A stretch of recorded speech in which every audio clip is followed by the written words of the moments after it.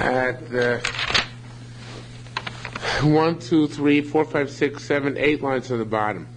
Moshe al Gabeim. This Moshe was in charge. Now, this is really this Gemara has nothing to do with Sanhedrin per se, but it's an interesting one, and actually is a new pshat of Chumash which I never saw before. I mean, it's not new because it's been here for thousands of years, but for me it's new. Now, when this is referring to Parshas Baloscha. In Parshas Baloscha, Moshe takes the 22,273 firstborns and redeems them for 22,000 Levium. Right? Any recollection of that? The thing is, what do you do with the extra 273? Any recollection of what he did with the extra 273? He made a lottery, and he put lots into the pot, and the 273 of them said 5 shkolim and 5 sloim, and those 5 b'choros who drew those lots, which said 5 sloim, they had to actually pay for their redemption. A Levi couldn't redeem them. Any recollection of that whatsoever? Total blank? Oh my gosh, guys. What? In the summertime.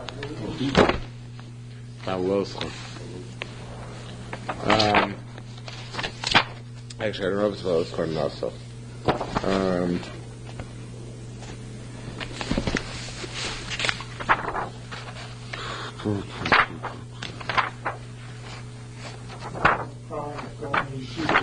You learn Pashas of shiur, now make it in the summertime.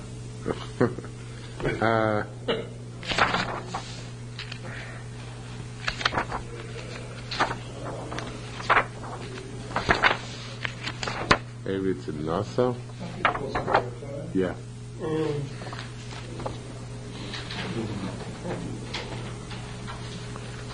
Okay.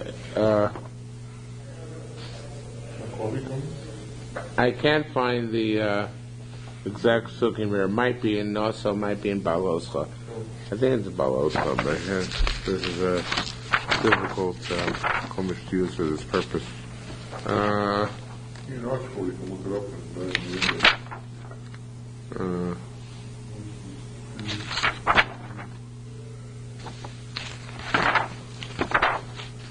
okay, anyway, it's somewhere in here. Somewhere here it says that when they wanted to redeem the Levium, they took the 22,000. Thank you.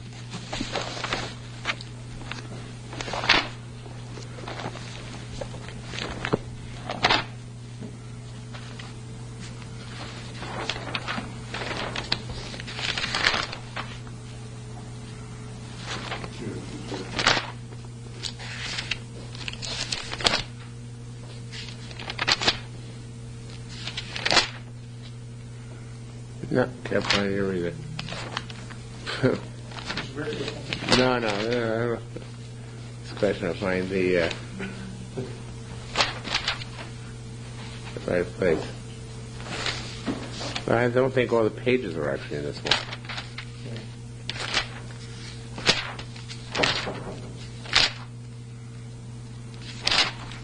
Pretty sure it's Baloscha.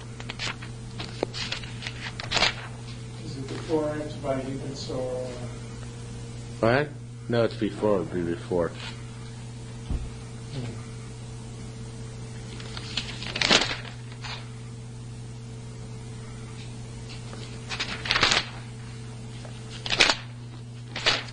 Okay, I don't want to waste more time. Anyway, it's somewhere there. It says that's what they did. So the way they did it is very interesting, the way it says it here. It says, David Tagada Solo Moshe, by Midbar Gimel. By Midbar Gimel. So maybe it's by Midbar proper. Yeah, it's in Bamidbar proper. That's why I couldn't find it. In Bamidbar proper, verse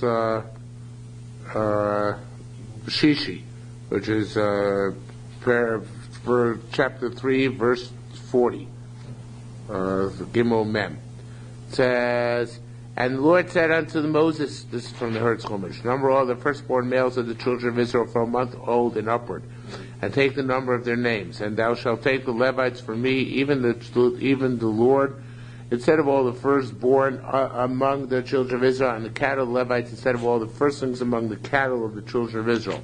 And Moses numbered as the Lord commanded him all the firstborn among the children of Israel, and all the firstborn males according to the number of names for a month old and upward of those that were numbered of them were 22,213.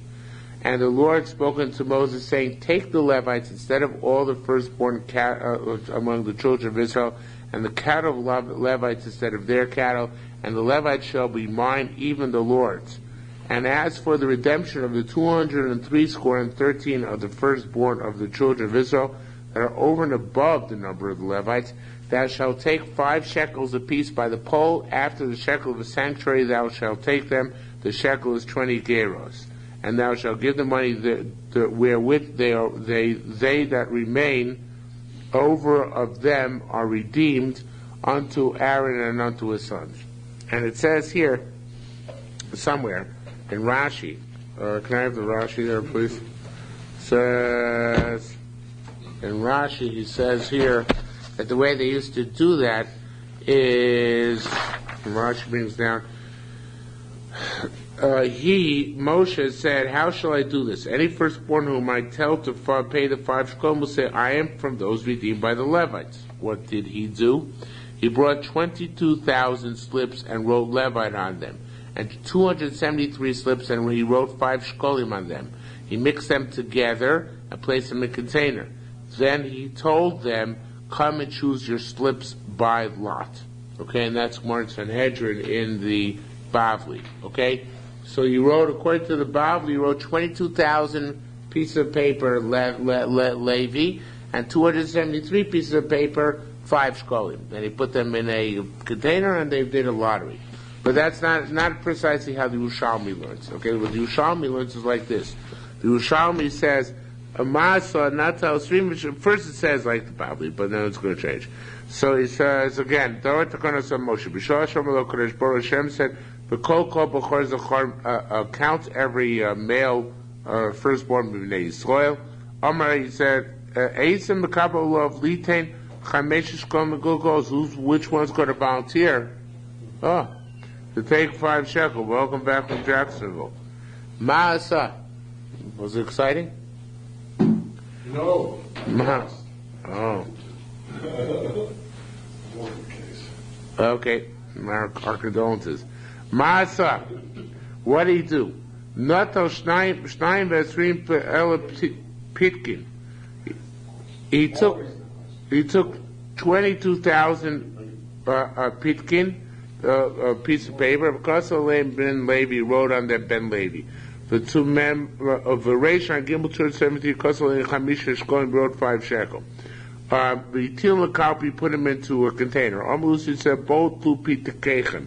Come and take your lots. Komisha Ola be other Ben Levi. Anybody who said Ben Levi, Hayomel Ukvar B'docha Ben Levi, your luck. You got redeemed by Levi. Anybody who got the lot for 5 shekel, he said, what can I do with Shemaim? Too bad you have to spend money. We realize that in Judaism that's the worst thing possible, but that's life. Now, it's amazing. You have to write a book someday. Rabbi would be a bestseller. Now, that's all in the Bavli. The Bavli brings it down. Now the Yerushalmi comes in with its unique contribution. One asked his friend, he looks at couldn't the guy say, no, it's not fair. Of course somebody had to get 5 shkolim, right? Because you only put in enough slips for 2,200, 22,000, Levium. So of course, I would, by the time it got to me, there were no other slips left. So that's why I got Chamesh Shkolim. But who said God chose me? It's a fascinating theological thing. Who said God chose me to be the one? It's your fault, Moshe. Right? Had you given God a choice, God could have given me a slip which said Levi. But he made a finite number of slips, so therefore there weren't enough slips to give me a Levi slip. So therefore, Elakachasa. So what did he do? and this is unique to Yerushalmi. Noto shnayim esrim elu ptikim, because of Levi, you took the road 22,000 Levi, and Reish Gimel another 270 because of Levi. He wrote out 22,273 slips Levi, which covered everybody. For Reish Gimel and 273 besides that, because of Levi, he wrote 5 shekel. So, altogether, Yeah, I said what you want. I don't know if you want to. not bad. Okay. Okay. So altogether, there were actually 273 additional slips in the container. So really, theoretically, nobody had to pick Levi, right? And nobody had to pick a 5 shkolim. Everybody could have picked Levi. And those, Amar Lem, he said, Bo, the Tlupitchechem, come and take care of slips.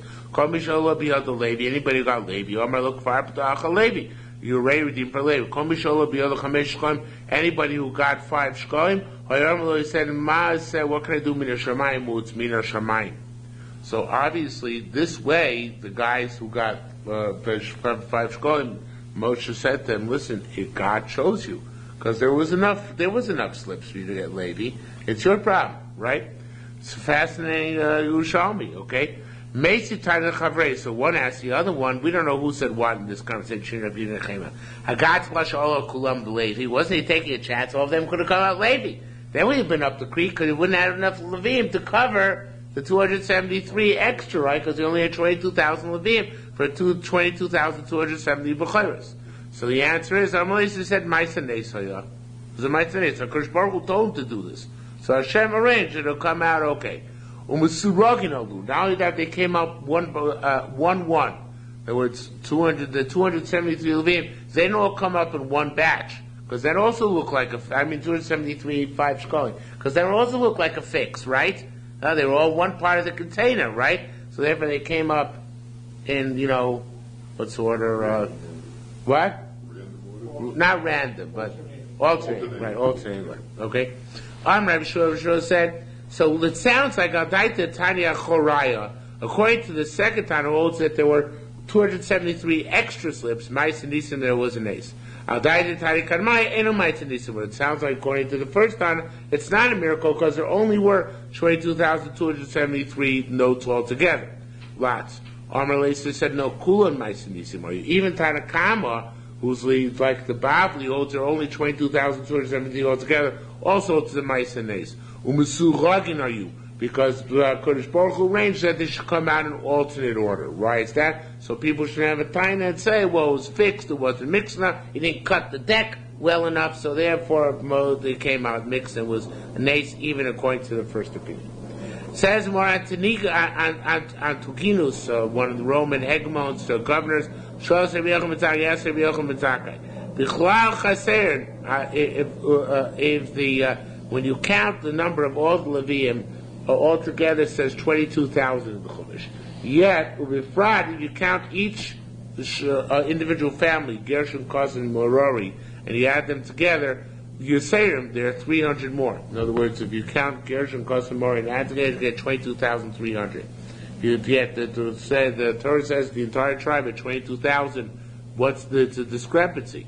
Amarle, so he said, how do we attribute how do we explain the discrepancy? So Rabbi Yochanan responded, also shlosh me'os yiserim, those initial 300 b'chorei kunahayu, they were b'chorim lab, not of kahuna, of course, because it's talking about Levi, but they were b'chorim.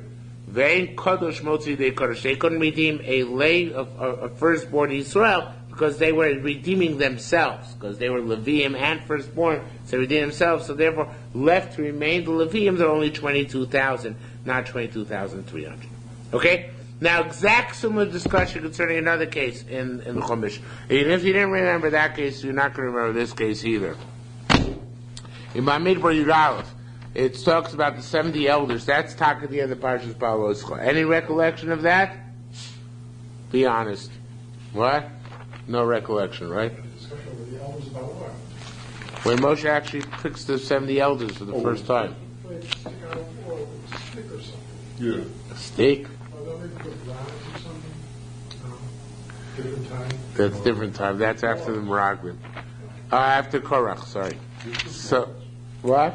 Lots, yes, lots, correct. Okay. There were two people Very good. Hey, this guy knows Chumash.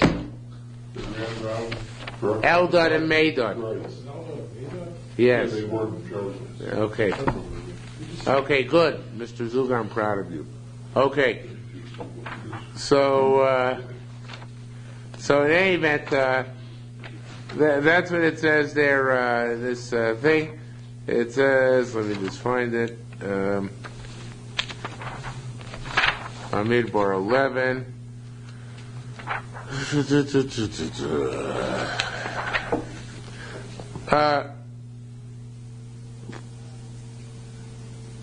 Where does it say about the lots, though?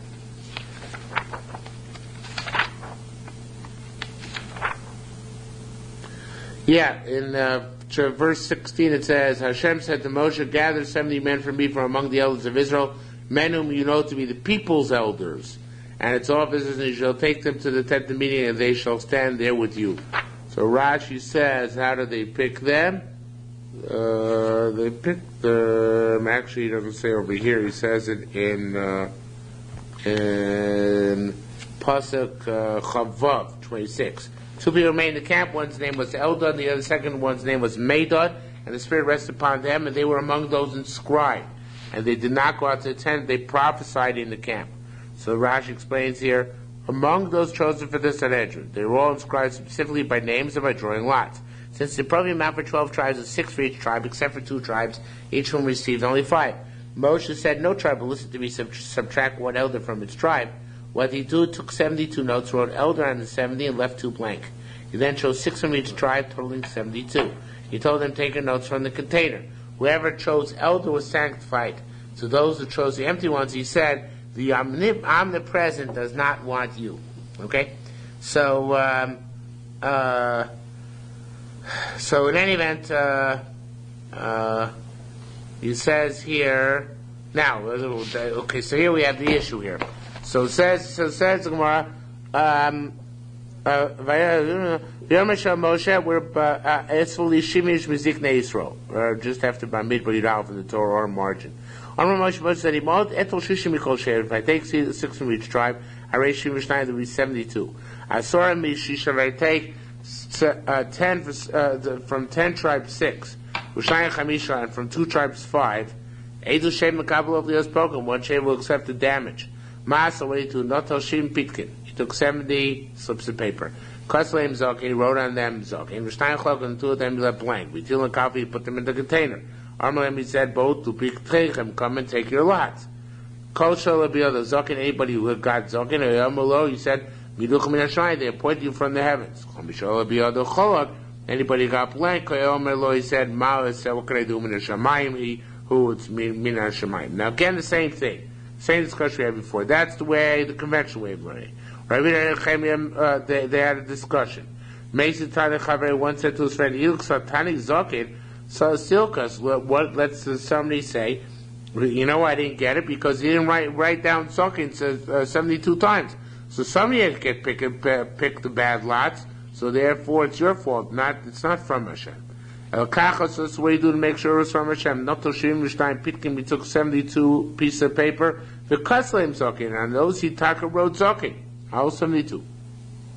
Ushtayach Log, he put 2 blank ones, Vitil and Kalfi, and put it into the container. Armos said both will be Tchechem, come and take your slots. Mishola Biyado Cholok, Mishola Biyado Zokin, somebody who got the lot which said elder. They said, fine, Riduchim is trying to already point you from heaven. Mishola Biyado Cholok, somebody got a clean one. He said, so basically, again the same question before. How could Moshe Rabbeinu have been sure that not everybody would draw a zakin, then it'd be up the creek again? So he said again, Ma'asen Nisim Hoyo. It was a Ma'asen Nisim, and also Misargonin Olu. They came out alternatively, not both together. Shmuel said, Kushi said, come Yavo, I had difficult to Rabbi Yavo. I'll die to the Tanya Acher. According to Tanya Acher, the second Tana, it sounds like it's a Ma'asen Nisim. I'll die to the Karmaisa, According to the first Tana, ain't no Ma'aseh Nisim, perhaps it's not a Ma'aseh Nisim. Amalei said no Ma'aseh Nisim, according to the first Tana as well, came out as a nace, that Ma'aseh Nisim, Musarang Alu, they came out alternatively. They didn't come out both together, the ones which were blank. Okay? Period. Shah to the second one. Now we're going to blithely ignore pshat in the rest of the Gemara until the end of the parak. We're just going to run through without understanding. Do you know why? Because it's arithmetic. Mm-hmm. What is our opinion about arithmetic? Ooh, bad. Okay. Shah to the Antugninus. I have a math teacher here in the shiur. I'm not embarrassed. He said, Rabchem, your master, or Moshe Rabbeinu, Ganavai was either thief or loya baki b'cheshbon, or he didn't know math. It's fine with me. If he knew math, it would be bad by me. All right. So then he says, the Chesiv says, Beka you take a half a shekel per person. In tabdine mea litrin, in tabdine kantrinin. If you're going to go according to the cheshbon of kintara, which is a certain way of measuring money, mea litra, then it should have been 100 litra. V'chad min ishta gone up, and he stole 1/6. Because when it gives the final tally of how much he collected, which is actually this week's parsha somewhere, in Parsha Kudei, it gives the final tally of how much collected. So it's 100 mana something, 100 kikar something, right? So according to the cheshbon of kintara, which is a standard cheshbon of weight count, the money should have been like 120 something, and he came out that he stole like a sixth. Okay, 6 of the total, the 20 kikar out of the 120. In tavdina shitin litra, if you're going to say that the measure is not 100 litra but 60 litra, then per kikar, then kapag going to be stole half, because it should have been 200 kikar, instead it's 100 kikar. Take it out faith that this is the question, okay? I know you have no desire to actually know anything more about it, right? Okay, great. You're a man after my own heart.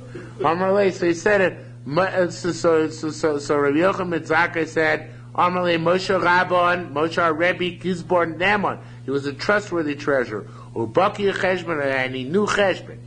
Amarle, and Rabbi Yochanan Mitzaka continues. He says, V'oksiv, and it says, the copper from which they took was a 10 kikar, was 20 kikar.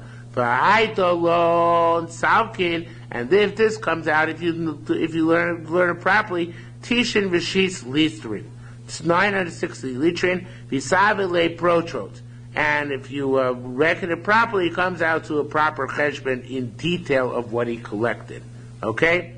Amarle. So he said, "Mishum de lo soli kintera."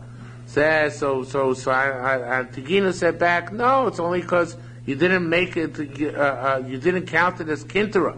If you can make it as kintera, palgagana, then he stole half. Okay, again, take it all on faith." They said so. Rabbi Yochanan Zakkai said. See what he do with this? It says says 1,757 and 5 and 75. So v'hayt alone salkin shivin v'chad litrin. This would come out to 71 liter, and with certain measure. But if you make it detailed, then somehow or another that makes it work out. And again, the Hegmon said, Bishum lo soli kintra. It works only because he didn't make a kintra. But otherwise, if you made kintra, palgagon, if he stole half. Okay? Again, I have no idea what's flying, but basically the question still stands. So now the more comes to answer the question. How do we know he didn't steal? Amalei, they said, I'll tell you. Well, see if the pasuk in Yechetzka. But it says, Vashekel esrim geirah esrim shkolim. The shekel was 20 geirah and 20 shkolim, and chamisha v'esrim shkolim, another 25. Asara v'chamisha. I'm sorry, it says shekel esrim geirah. Shekel is 20 geirah, which is esrim shkolim, and chamesh v'esrim shkolim, 20 and 25. Asara, that's 55. Chamisha shekel amoni yelachem. It says there that a mana is 60 shekel, okay, which is and that's equivalent to 20 geirah. But we know that a mana is 30 shekel, so how to get it to be 60? So the answer is that Kikaro Shal Kodesh Baruch Hu Kaful Vaya.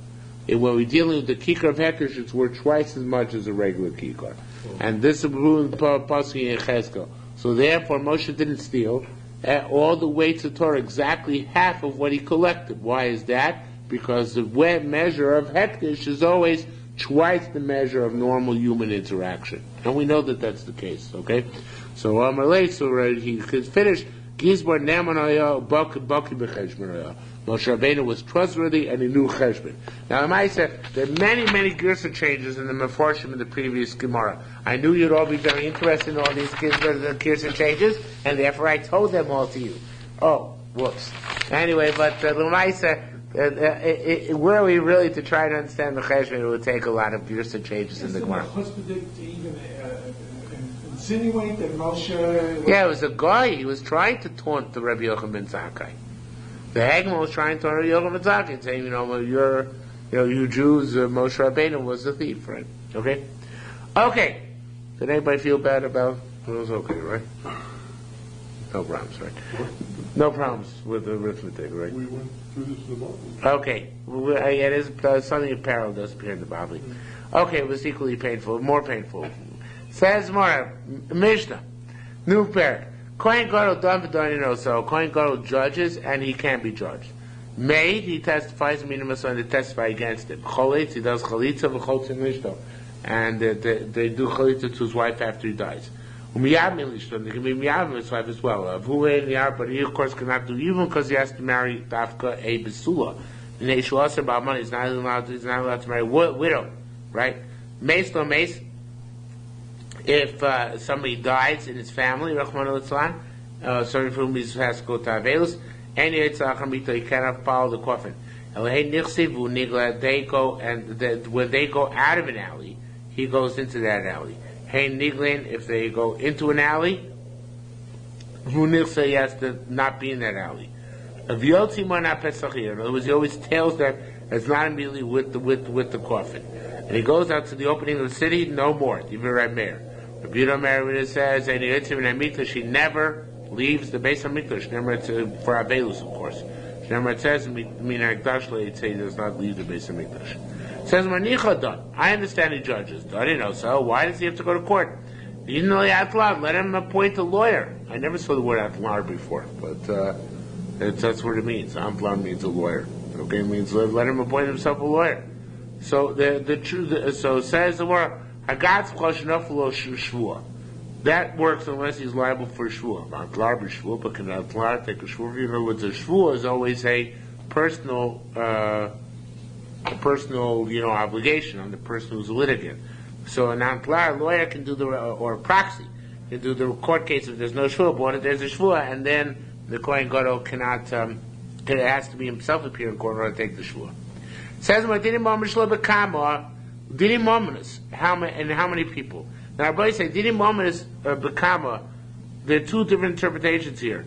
The conventional understanding is how many people judge the Kohen Gadol when he has a monetary issue which he has to take to court. And it says here 23. But the Yerushalmi says a fascinating thing. He says, no, yeah, it's the opposite. It says, when a Kohen Gadol sits in judgment on a monetary matter, the court which convenes has to be a court of 23. Because it doesn't pass, because in a court, says the Yerushalmi, in a court of three, so it'll come out that two people overrule the Kohen Gadol. It's not nice. It doesn't pass. If you want to overrule the Kohen Gadol, you need to have a more sizable crowd. So therefore, you have to have a basin of 23. Among them is Kohen Gadol in order for the Kohen Gadol to sit in judgment, not to be judged. Again, the conventional pshat is that you need 23 to judge the Kohen Gadol. But the Yerushalmi says it means the Kohen Gadol needs 23 people to be part of that basin. Okay, it can't be a part of basin of 3. It's not proper and befitting for his cover. There will still be 2 people overruling him. There'll be more than 2 people overruling him. If it's a close call. Oh, hypothetically, yeah, you're right. But in the mice, there's more. It's more dignified. Okay, says the so first I want to ask the question. Do you need 23? It's served for the king is not does not sit in the Sanhedrin. L'melech Kohen Gadol, nor does a king Kohen Gadol. Yoshim Bibor, can they sit in on the deliberations to make a leap year? Why it's Chadamar once said that the reason why they don't sit in deliberations, Yerushalmi Sanhedrin, the reason why the king doesn't sit in Sanhedrin is because we're afraid that he might start, politicking to change the judgment. And below the Ibor, then nor can he sit in on the leap year, make leap year because we're afraid that he might make a leap year in order to feed his soldiers less, because he fed his soldiers per year, not per month. So therefore, he want a leap year in order to have to feed them less that year, right? So it says the Gemara,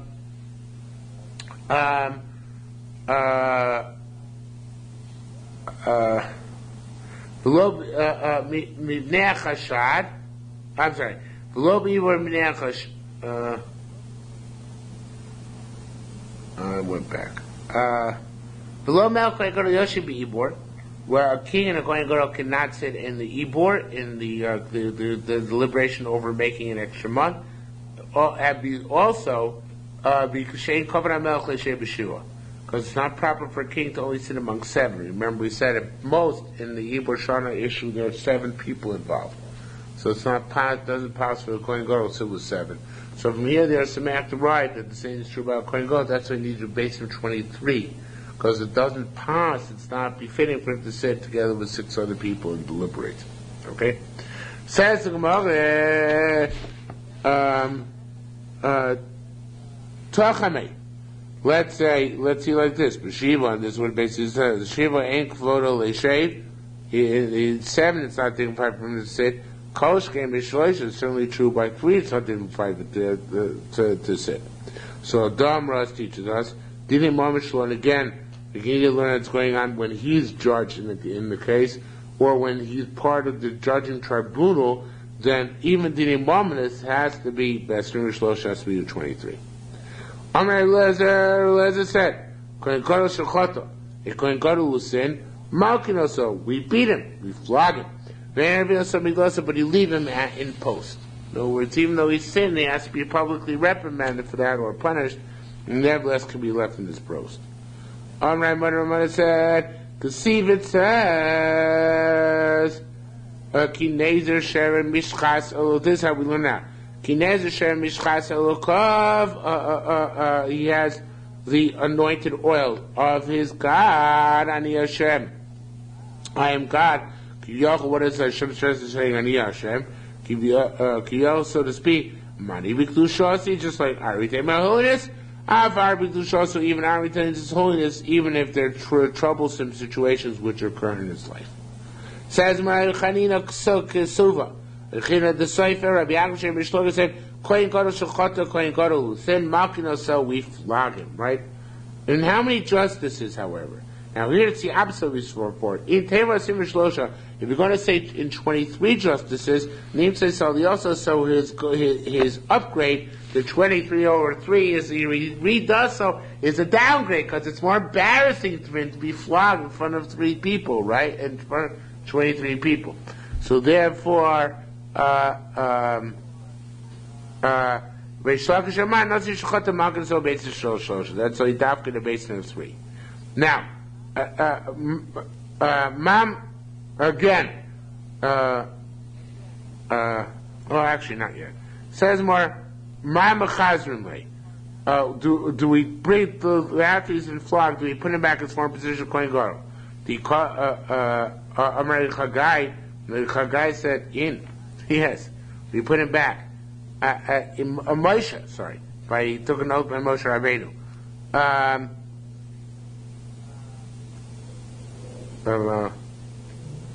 Machzirin,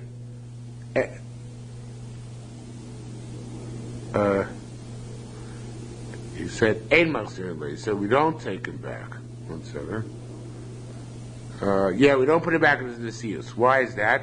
Because it decuts alone. If we put him back after we flogged him, he's going to kill us. He's going to take revenge. He's going to kill us for having flogged him. So if a Kohen Gadol gets flogged, leave him in no man's land. You don't actually return him to his post. So again, Rabbi said, getting back to this for a second, just want to stress this again.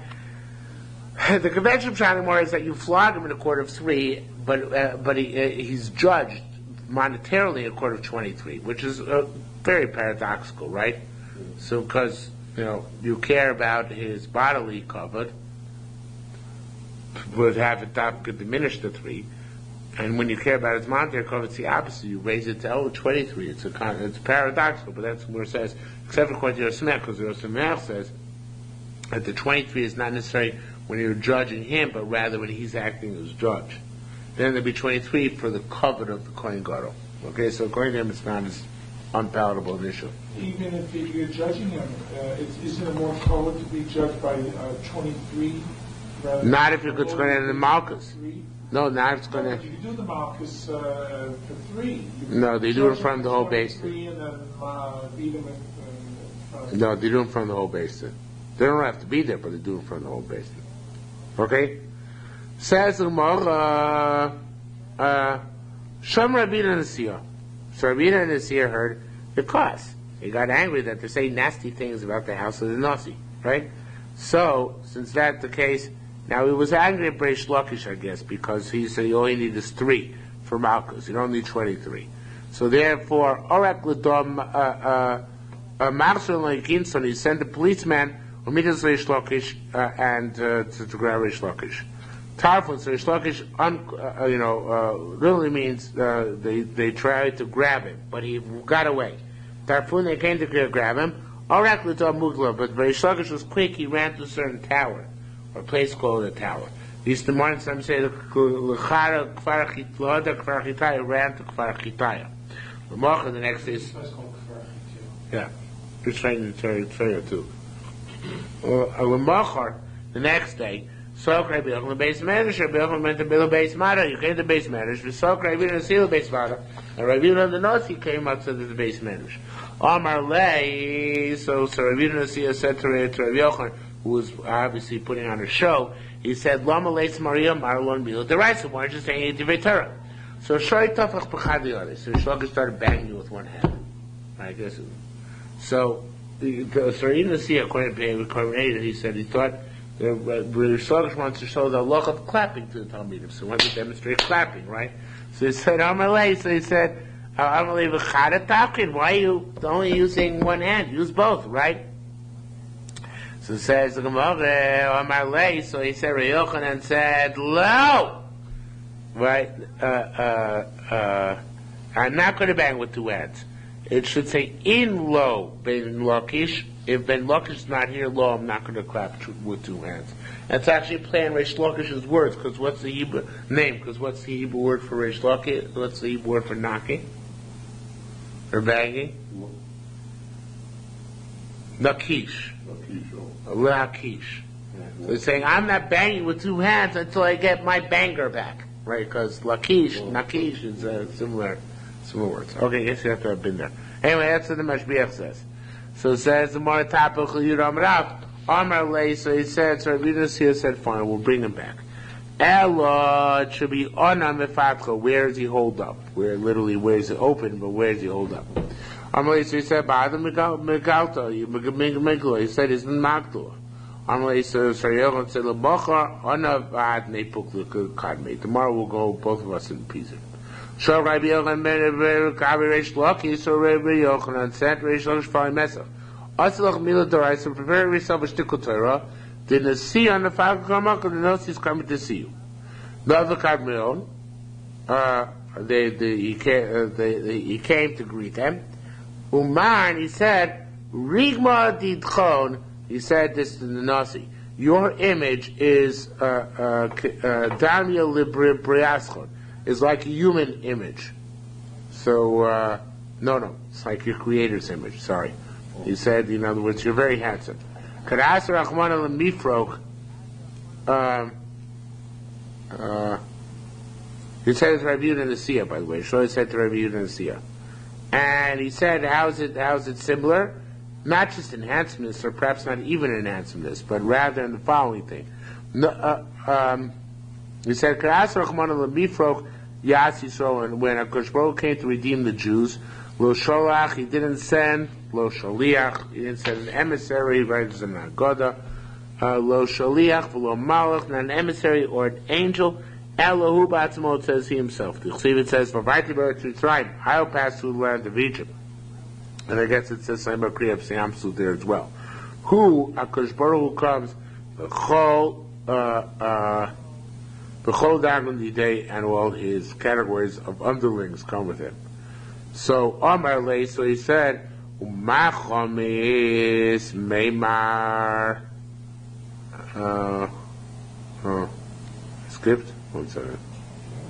Umachomis meimar hamilsa. So he says. So if that's the case, why did you say what you said yesterday, which was chutzpahdik, about a king only for that the king only requires 3 because he might be embarrassed for Malchus or the Kohen Gadol actually. So why did you say what we said yesterday? So he said, I'll tell you why I said yesterday. Because that's the halacha. What can I do about the halacha? He says, the Mara Vishmor Rav Yitzchak Al B'ni Kiloto Vashmor. Eli's kids were told by their father Shmuel, Eli's kids were told by his father Eli, that stop messing around, otherwise you're giving the Kun a bad name. So there, what do we see over there? He says, we see over there that we rebuke people, right? I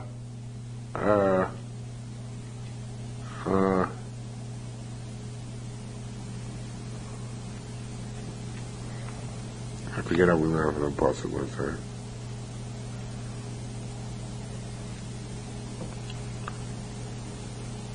It's where Moshe dances from that's the pasuk. Albany, my children, desist Kilotov Shavor, because no nakrumas are you doing?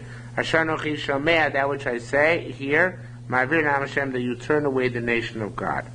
So it means that the children of Eli were not being makriv korbanos of everybody who came. So what does that have to do with our issue?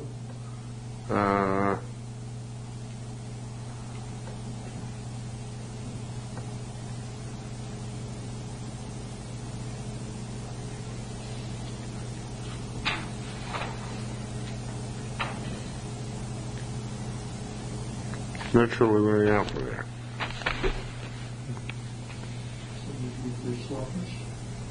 Yeah, we're still trying to learn out. I know we're trying to learn. I'm not sure how we learn. It's trying to say you're not supposed to be afraid of anybody in saying Divrei Torah.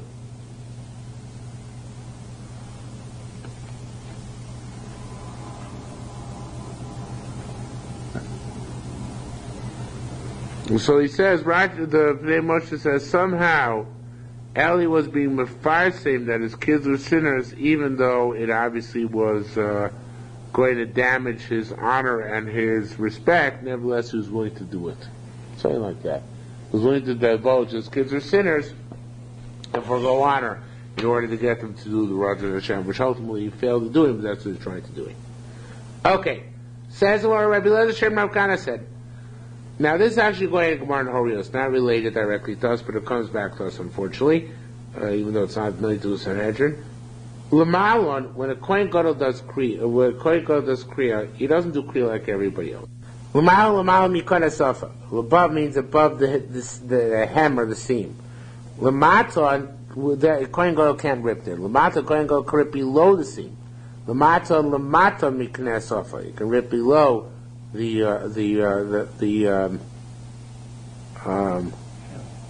what? The hem, right. No, it's not at the hem, but beneath the hem.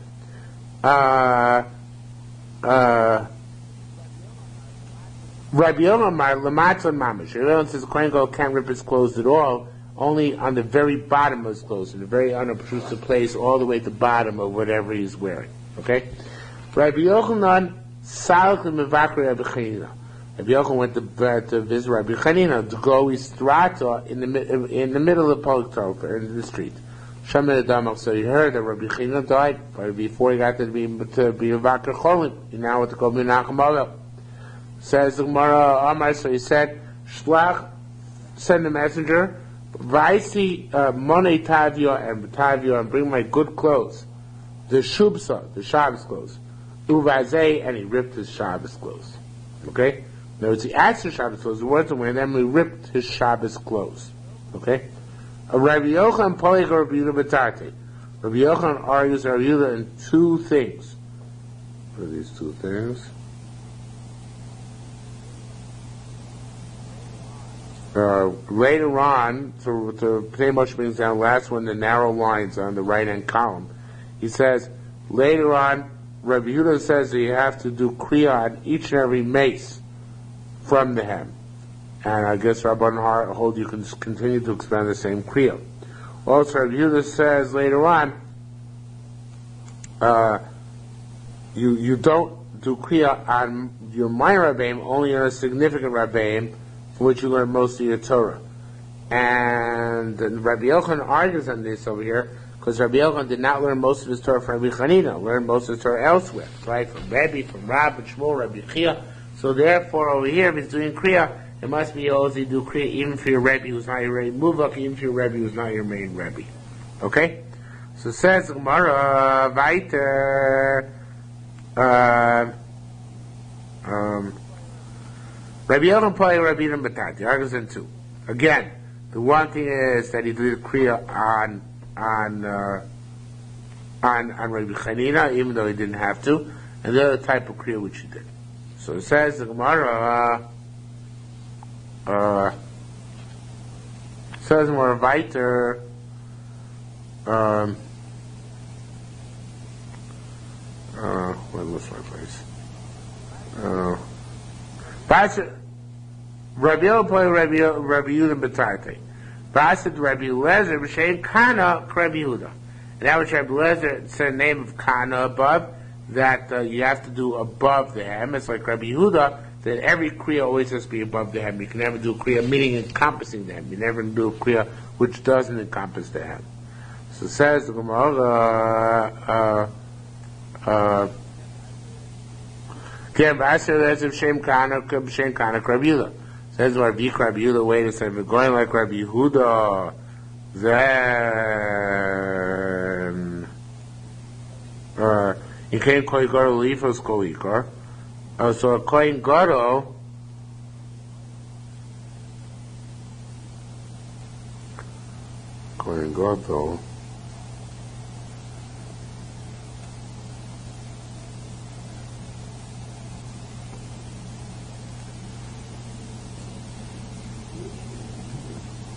what? Where did you say what he says? Because he says you don't cut three. You know, Rabbi Yehuda's later on. I don't even know if we have Rabbi Yehuda over here. But he says later on, I think we have later on,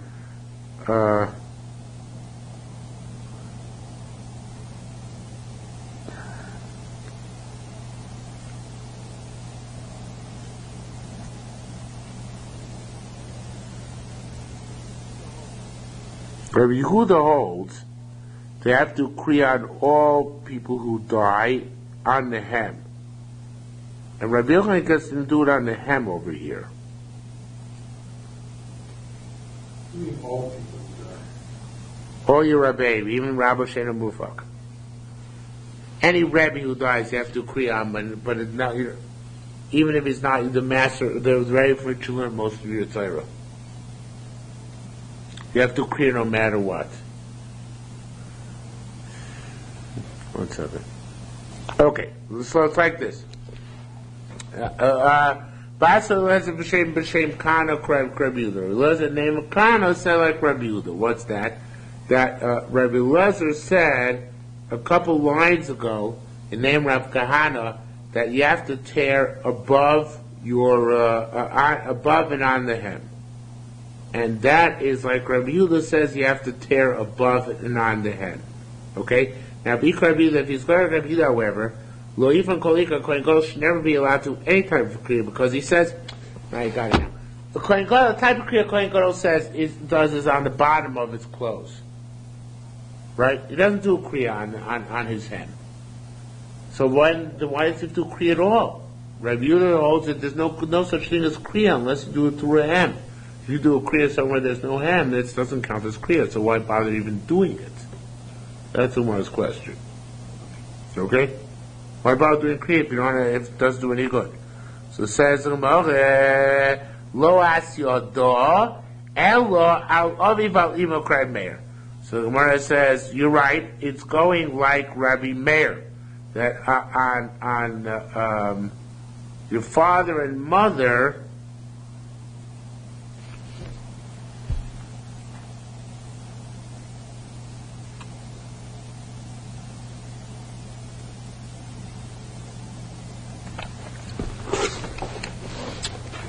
Kohen Gadol's father and mother? Yeah, Kohen Gadol.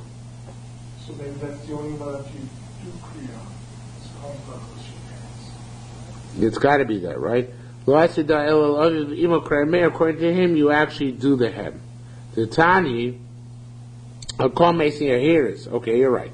Tani, I'll call Mason, on all the Mason, you don't have to tear a hem.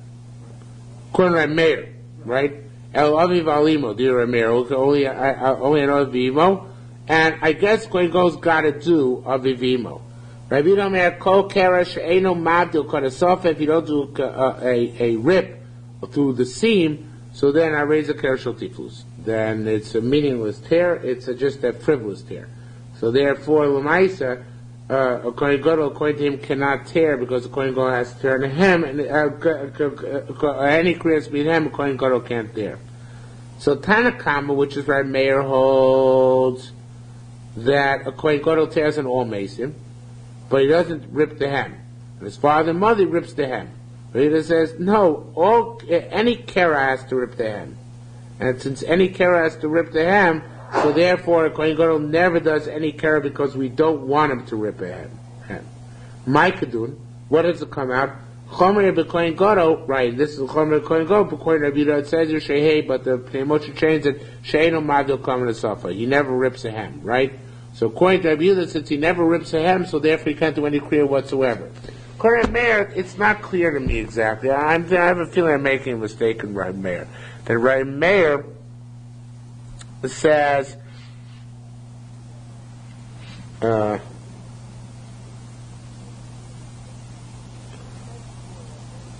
when it said before, Rabbi Meir says, it's not going to Kohen Gadol.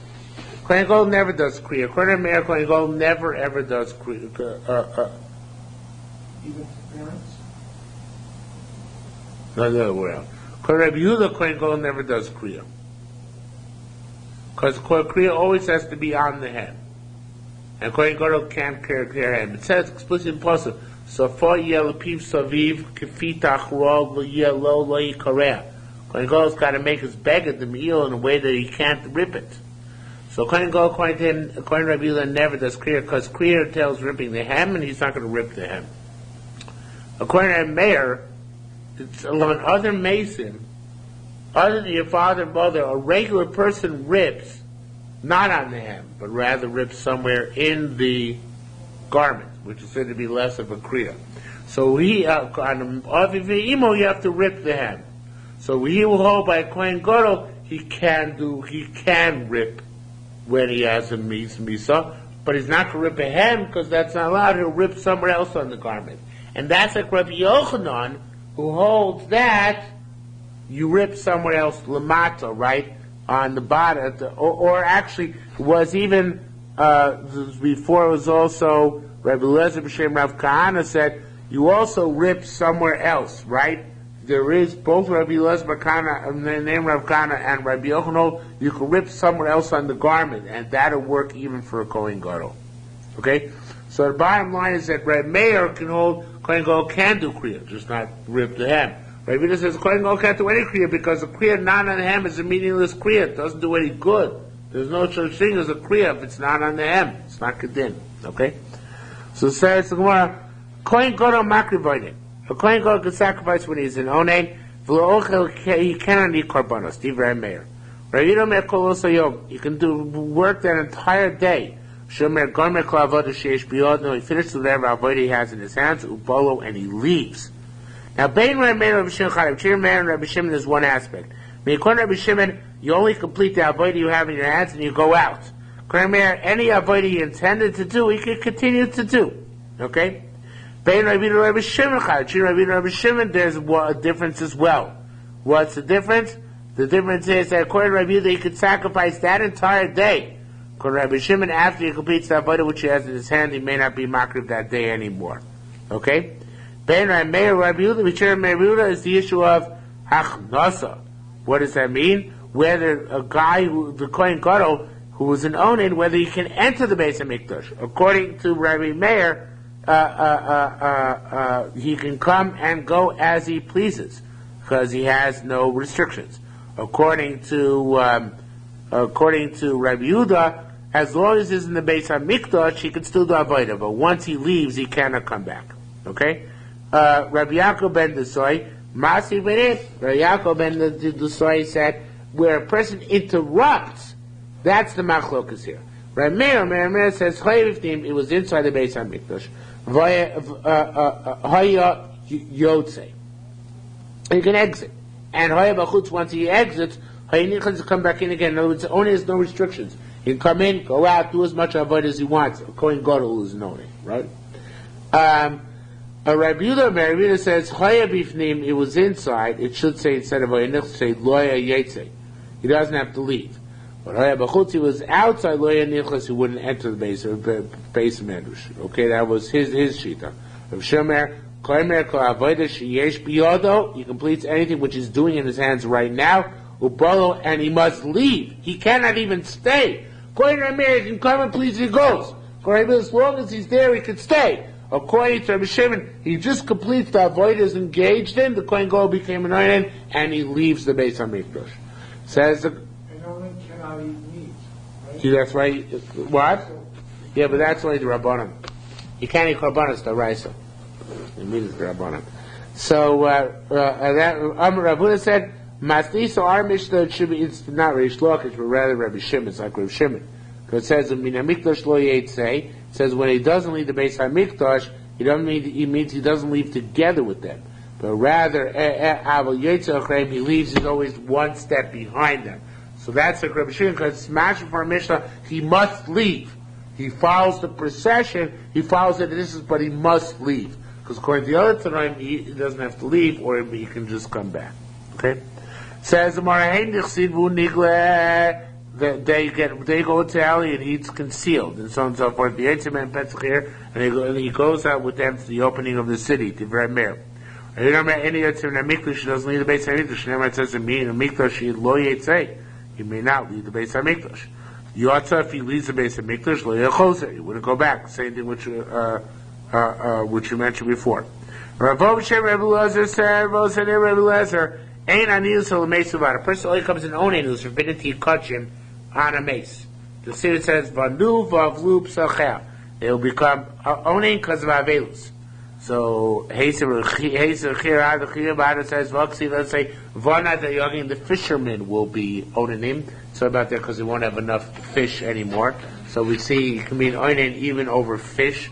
Says Mar Chanina said, Kini mas nisa. We meant to say, of course, it's a concept of being sad over lack of fish. If you're a fisherman, then you're sad for no fish. When you say aninus tuma, just push out the door. Push. Shein aninus tuma elames bilvad. The prohibition on eating kachim as a result of being only, that only applies on tumas mace. We're locked in.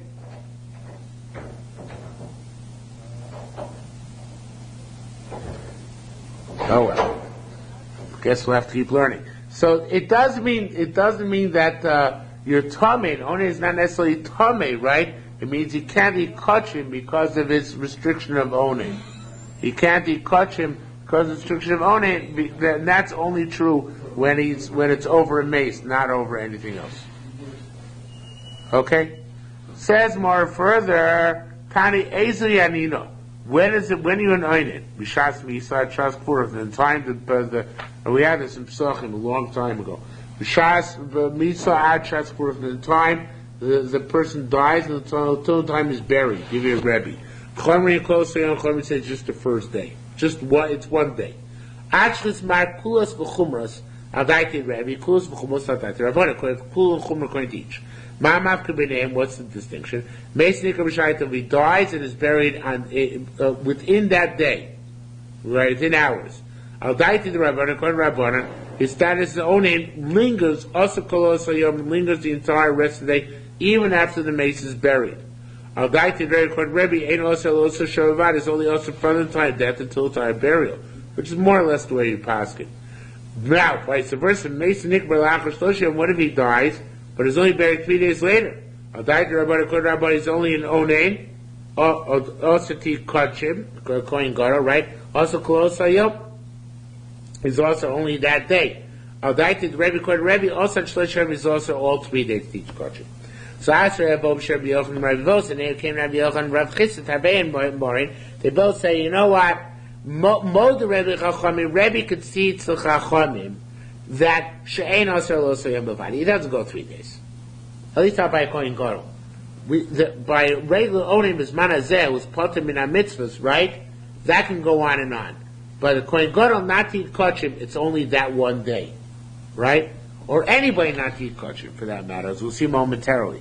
Now, says the Gemara, Kadad Tani, like that which we learned, Rabbi Omer, Rabbi said, Teidel Choshe Ein Aninus Laila Torah. Aninus of nighttime is not Torah. Now here there's a different girsa in the Leiden manuscript. I didn't look up the Leiden manuscript as an hedge, I don't have it. But I look back at Pesachim and Lieberman brings it down there. And when we learned Pesachim, I didn't bring down this different girsa, and I learned the Gemara differently. And now I think I have better shot in it than when I learned it back then. So we've improved over the years. So now, so it says here, it should be Teilchosh Ein Anilus Yoin Torah. Anilus during the day is not Doraisa, right? How do we know Anilus during the day is not Doraisa? She'omer, they said, Oinein, a person's Oinein, Toivo v'oichel piskol erev. Now, somebody died in his house, right? One of his relatives. So he's anointed. Right now he couldn't eat. Yet, we shech the Korban Pesach on him, he toivels, and that night he comes to eat the Korban Pesach, right? Now, Hare Omru, so it says, well, wait a minute, how can they possibly do this? Vare, if he's still anointing at night, right? If the mate's not buried, how can he possibly eat the Korban Pesach that night? Vare, it should be, the way it reads in Pesachim is, Vare aninus yom asu osa Torah. They made aninus as if it's the raisa. Yes, true. Aninus is not the raisa, right? It's not the raisa, meaning that once that day has passed, once the day is passed, he's already allowed to eat kachim, right? But they made it doraisa. They made it like a doraisa. So how can you eat kachim that night? How can you eat the Korban Pesach that night? It's since the mate's not buried, he still has the status of oinen. Now bear in mind, this is not his chayvim mitzvahs, because Allah is an oinen is only pater mitzvahs on a weekday, right? So he's chayvim mitzvahs already, right? But there's Allah and oinen can he kachim independent of his chayvim mitzvahs, right? So how can he kachim that night? He's still an oinen, right? So says the Gemara must be, from this we prove, since he could eat kachim that night, that aninus ends, the aninus of asking you to eat kachim ends at sunset, right? And then you can then to eat Korban Pesach or not. Night. It says, well, no, not necessarily. Maybe it's talking about where the guy got buried Pesach afternoon. You're assuming this guy is still in at night, and for this we see that the Aninus, even according to Rebbe, stops at the end of the day. Who says? Maybe he's talking, maybe they already buried the guy. That's why he's no longer on. Hi, if that's the case, so what's the Chiddush?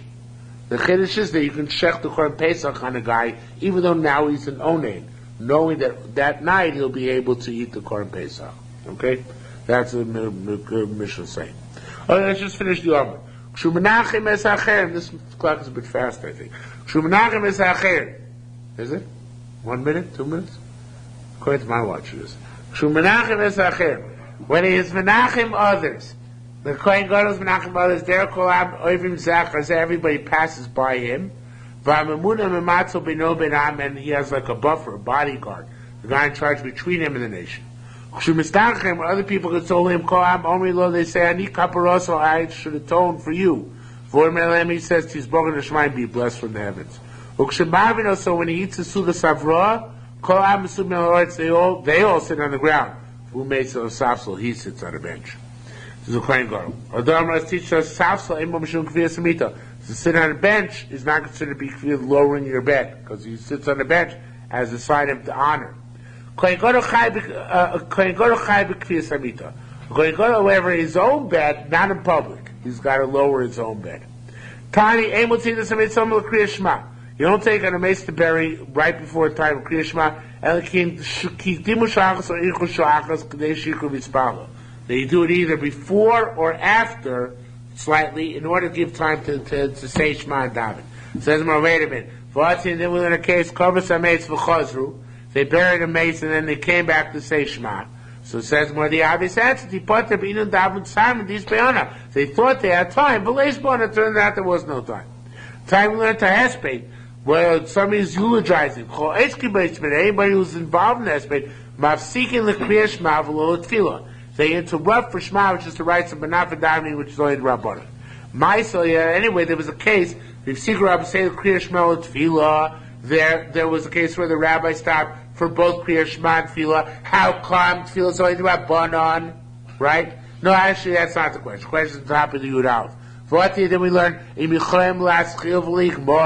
shouldn't have started Hesped, right?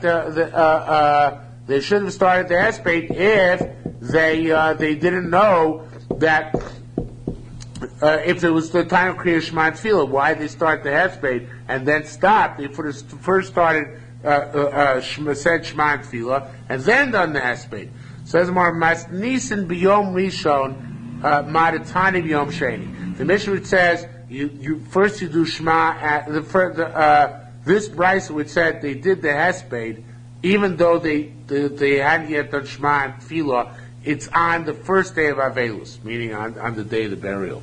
So then, if you know you have enough time, so what you do is you do first the burial, and then you come back and do Shema and Tefillah. The second day, though, however, it's the other way around. Since he's already buried, you just want to do Hesped. First you do Shema and Tefillah, and then only afterwards do you do the Hesped. Okay? We'll stop here.